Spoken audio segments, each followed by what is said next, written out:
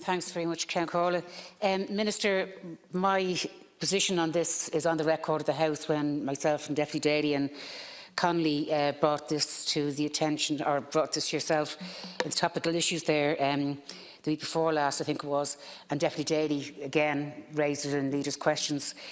I think one of the many or few darkest parts of our history is the mother and baby institutions, and how mainly working class women and kids were treated so badly and so with such neglect. It was just unbelievable. Now, last year when we got the third report, there was probably arguments to say that it should be extended, because the Commission said that they'd yet to meet many of the large numbers of people. That was one of the reasons, and that had to be done, obviously. The second was that the records were old. Many were paper files. They had to go through all that. Yeah, OK, that's, a strong enough argument. You couldn't close the Commission down at that point. And the third issue was that extensive information remained to be provided by the religious congregations and departments which have been served with discovery orders. Now, I looked through the debate last year just quickly, and every single TD and deputy that came in to speak on this, they gave the support to the Commission to yourself, but many of them made the point that this can't go on after 2019, that all the resources needed should be given to the Commission to ensure that in 2019 we'd have the reports and the survivors would be able to at least have some closure. Now, why did that not happen? Now, the fourth interim report says the first tranche of discovery was delivered in March 2017. This is the HSE and the Department of Children and Youth Affairs. This consisted of over 12,000 pages. The second tranche was delivered in March 2018 and consisted of over 54,000 pages. Two further tranches were delivered in June 2018, consisting of approximately 36,000 pages.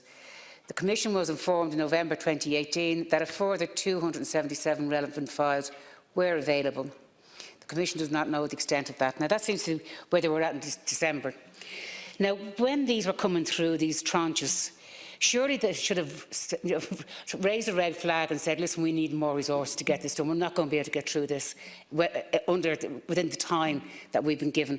And that's what I think the Minister has to address here. Why didn't the Commission raise an alert flag and say we have problems here? Now, whatever about 277 coming in November, late last year, maybe they could have dealt with that then much quicker if they had raised the flag and got more resources into looking through these tranches. And I think, Minister, yeah, you don't want to see the Commission not fulfilling their role, but we're talking here about people who are old, who are now not just, anxious and hoping that the Commission was going to bring its final findings to them this year. Now we're seeing them getting very angry. They've lost confidence. Many have lost the trust in the Commission and in yourself, Minister. I think those comments from Tommy on the prime time programme reflected that, and that absolute feeling that justice denied, justice delayed is justice denied.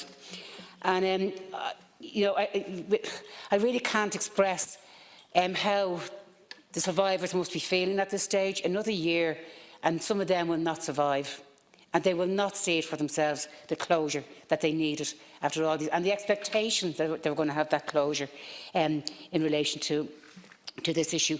So all I can really put in the record of the House is that I am hugely angry, and I am bitterly disappointed that we have to come into this chamber and discuss another year extension on this.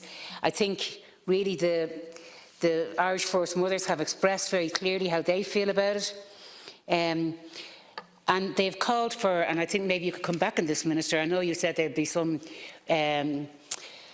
monies or whatever support given to the survivors over the next year in the interim, but they have called for Judge Yvonne Murphy's Commission of Investigation to split its historical investigations from its redress considerations. Can that happen? Can that happen, Minister? They said they support Catherine Corliss in her call for comprehensive historical investigations at Tuam and other sites, but the Commission has enough evidence to immediately issue a redress finding by way of an interim report. Can that happen? And I think maybe that's something that we could actually look at from the point of view of dealing with some of the redress for the survivors. They go on to say that it's like a kick in the teeth for the survivors, and it is. It is a real kick in the teeth from that point of view. And we have the Bethany homes as well. Dennis, who has made the point as well about the Bethany homes situation, survivors. Derek Leinster of Bethany Home Survivors Group said time is running out for the government to do the right thing. He said for the Bethany Group, member survival is measured in days, not years. I know people who can't afford to keep themselves for what time they have left.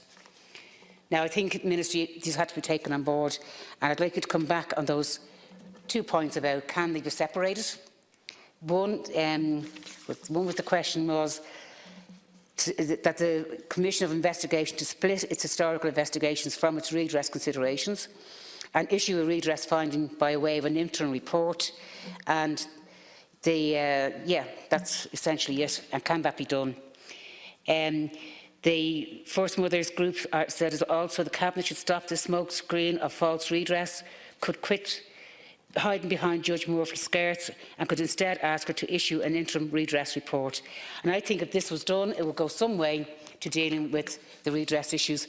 These mothers, the Irish First Mothers, are now taking legal advice. They're going through the courts. They should never have reached this point, Minister, where they feel so let down. Their only option they feel they have is to go to the courts and try and get redress there. I think it's a shame, and I think we should all hang our heads here, particularly the Commission and the Minister. Connolly.